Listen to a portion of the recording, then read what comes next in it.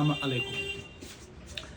जब भी मुझे मेरे लोग मायूस करते हैं या ताने देते हैं या मेरे दिल को ठेस पहुंचाते हैं, मुझे अपने बचपन में जो बड़े बुज़ुर्ग बात करते थे वो याद आती है।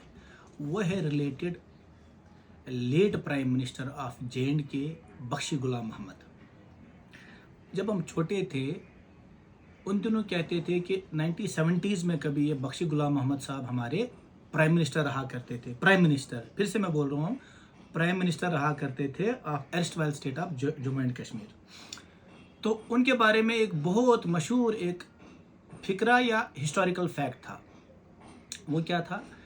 उस टाइम कश्मीर की पॉपुलेशन सिर्फ 40 लाख थी और यहाँ पे शेख मोहम्मद अब्दुल्ला का दौर दौरा था। शेख मोहम्मद अब्दुल्ला का तख्ता पलटने के लिए जब बख्शी गुलाम मोहम्मद गए दिल्ली, वहाँ पंडित जवाहरलाल नेहरू से मिले तो कहा जी इसका तख्ता उलटना है, शेख मोहम्मद अब्दुल्ला प्राइम मिनिस्टर है, इसको हटाना है तो मुझे बैठाना है। तो पंडित नेहरू साहब जो थे इंटेलेक्चुअल थे, ज़हीन शख्सियत थे, तो उसने बख्शी गुलाम मोहम्मद से कहा कि यार मुझे बताओ, अगर इसको हटाएंगे तो तुम्हारे साथ कितने लोग हैं? तो बख्शी गुलाम मोहम्मद ने कहा सर मेरे साथ तो 40 लाख है। कहा शेख अब्दुल्ला के साथ कितने हैं? कहा उसके साथ भी 40 लाख है। तो कहा सादिक के साथ कितने हैं? सादिक भी एक था कैंडिडेट, कहा उसके साथ भी 40 लाख है। तो उसने कहा यार मेरे 40 लाख तो टोटल पॉपुलेशन है, तो ये किसके साथ है फिर? कहा सर ये उसी के साथ है जो इनके सामने जाएगा।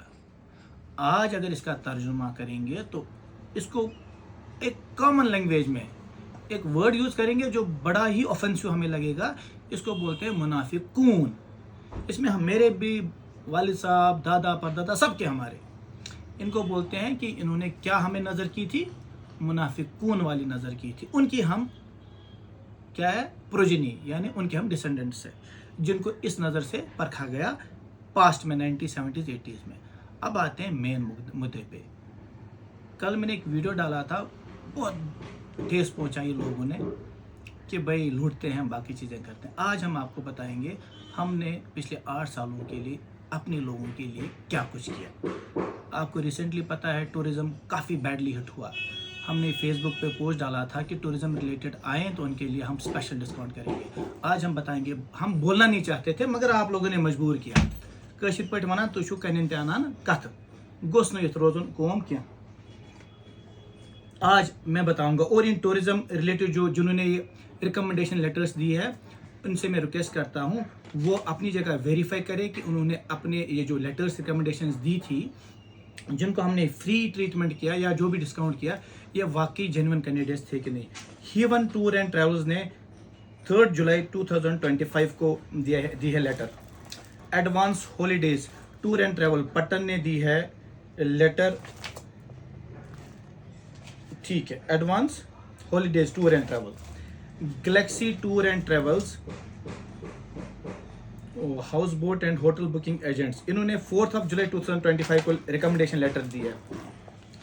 हिंदी ट्रिप्स 4 जुलाई 2025 में इन्होंने रिकमेंडेशन लेटर दी है। अर्बन डन हॉलीडेज इन्होंने भी लेटर दी है मई 2024 में, मई 2025 में दी है। इनके साथ जो बंदा काम कर रहा था वो मई 2024 से काम कर रहा था। उसके बाद लेटर आई है ब्रदरहुड हॉलीडे से 14 जून 2025। रेफरेंस नंबर भी है 132A। Mega tourist taxi association 4 June 2025। Explore trails tour and travels, explore trails tour and travels 3 जून। ये हमारी वो लेटर्स है जो टूरिज़्म वालों ने रिकमेंडेशन की।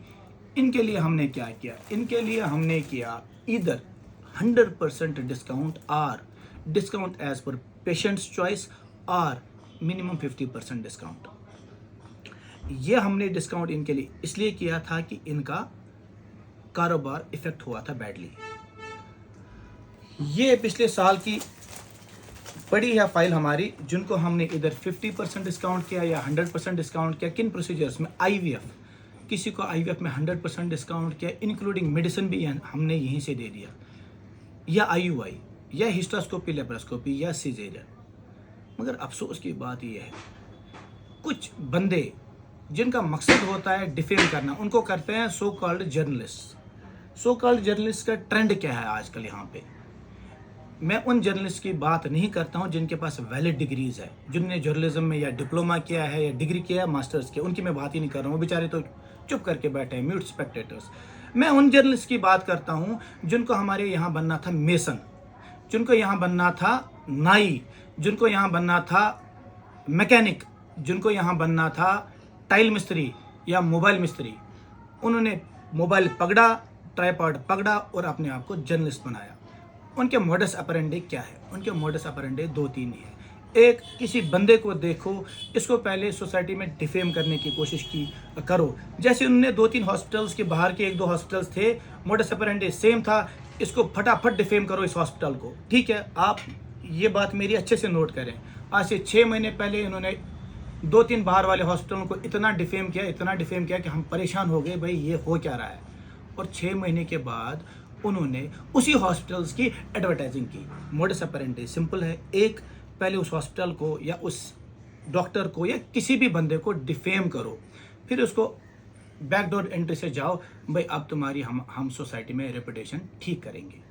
मैं मानता हूँ ये सोसाइटी के खैर खा है, ये सोसाइटी के बिल्कुल वफादार है हमसे ज़्यादा, ये सोसाइटी के बिल्कुल दर्द हमसे ज़्यादा रखते हैं। मगर एक ही सवाल है मेरा इनके इन सब के लिए, यार घर चलाने के लिए करते क्या हो? शाम को जब खाना खाना होता है कमाते कहाँ से हो? ये आप लोगों के लिए, पूरी सोसाइटी को मैं सवाल करता हूँ, इतना दर्द, इतना सोशल वर्क होने के बाद घर में पैसा आता कहाँ से है? घर का चूल्हा चलता कहाँ से है? वो हम सबको पता है चलता कहाँ से है। आपको ऐसे बंदे बोलेंगे ज़्यादा से ज़्यादा शेयर करो, ज़्यादा से ज़्यादा लाइक करो। इनका घर चलता है किसी को डिफेम करने से, किसी को एक्सप्लॉइट करने से। और सबसे इम्पोर्टेंट बात, बिल्कुल 8 सालों से मैंने कम से कम 500 सर्जरीज ऐसी की होंगी जो फ्री की होंगी। ये फाइल में रिकॉर्ड है इसी साल का, ये इसी साल की फाइल है, रिकॉर्ड सारा है। उसके बावजूद भी आप मुझे कहोगे मैंने इस कौम के लिए क्या किया? मैं आपको चैलेंज करता हूँ, आपने मुझसे आज तक सन 1947 से लेके आज तक दिखाओ इस कौम के लिए मुझसे ज़्यादा क्या किया किसी ने? फ्री सर्जरीज की, ये गलत किया। फ्री आईवीएफ किए, गुनाह किया।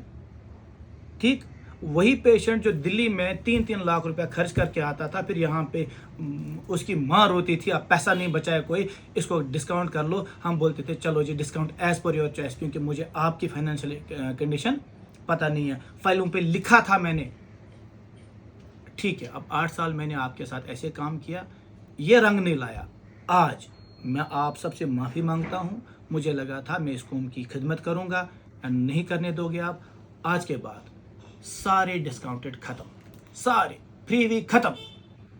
लेबर क्लास, डेली वेजर, जो भी हमारा लोअर सोशो इकोनॉमिक स्टेटस वाला है, उनके लिए क्या चीज़ें ख़त्म हो जाएंगी? पहले अपॉइंटमेंट कंसल्टेशन जो फ्री होती थी ख़त्म हो जाएगा, सर्जिकल चार्जेस जो फ्री होते थे ख़त्म हो जाएगा, आईयूआई फ्री होते थे ख़त्म हो जाएगा, आईवीएफ फ्री होते थे या 50% डिस्काउंट होते थे ख़त्म हो जाएगा, नहीं दूंगा। ठीक है, और यूनियन टेरिटरी है, चार्जेस लगेंगे एज पर गवर्नमेंट नॉर्म्स। अगर किसी प्रोसीजर के चार्जेस 60,000 है, 70,000 है, दिल्ली में 1-1.5 लाख रुपया लेते हैं, हम 1.5 लाख रुपया नहीं लेंगे। जितना जेन्युइन बनेगा, जितना गवर्नमेंट ने रिकमेंड किया होगा उतना ही लेंगे। फ्री वीक के लिए मेहरबानी करके आज के बाद हमारे पास ना आए तो हम ज़्यादा खुश होंगे। प्लस बिल्कुल एज पर हम काम करेंगे, एज पर protocol set by the government and professionally हम काम करेंगे। कोई इमोशनल ब्लैकमेलिंग आज के बाद हम अपनी होनी नहीं देंगे। ये है। अब आप बोलोगे और एक बात, कश्मीरी में कहावत है, एक सुम तो सास गो कोल। अत गो कशिर पे जवाब दिन, सास गो तेले कोल ये हंगला ही रोद वुछान यमिस दित सुम यमो चटन। अगर ये अकलमंद सास नफर आसे अमिस सुम चटन वलिस रटहान लत मुंड करहानस दपानस उलुका पठा सन का कोल दरित सन का दरियावस अस नजमोनी करना क्या। म्यूट स्पेक्टेटर नहीं बनना है। आपके रोल मॉडल है, वो है आपके रोल मॉडल।